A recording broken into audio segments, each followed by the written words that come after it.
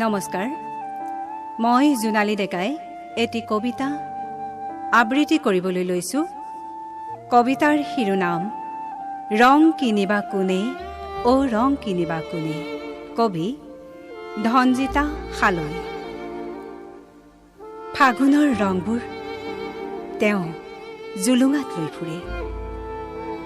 তেওঁ আহিলেই ৰঙৰ মেলা বহে। ৰঙৰ বেহা কৰে তেওঁ বিনিময়ত লয় এটা চকু, এখন কাণ, এখন হাত, এটা ওঠ,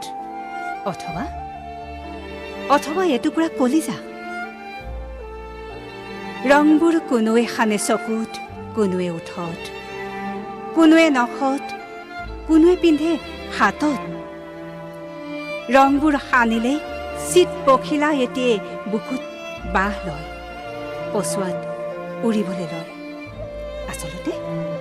আচলতে তেওঁ ভেলকিবাজি কৰে, ৰংবোৰ ছটিয়াই দি সন্মোহিত কৰে।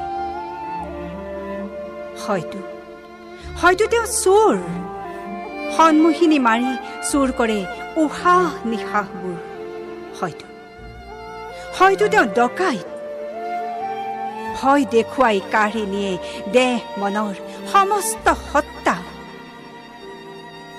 হয়তো তেওঁ হত্যাকাৰী, মুহূৰ্ততে কাৰোবাৰ প্ৰাণ লৈ উধাও হ'ব পাৰে। তেওঁ অলপ আগতে মোৰ বুকুত এবাৰ চোকা চুৰি বহুৱাই দিছিল।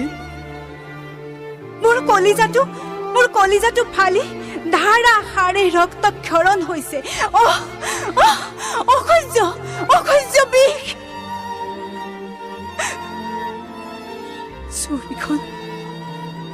চুৰিখন টানি উলিয়াই দিলে এতিয়াই মোৰ বিষৰ উপশম হ'ব।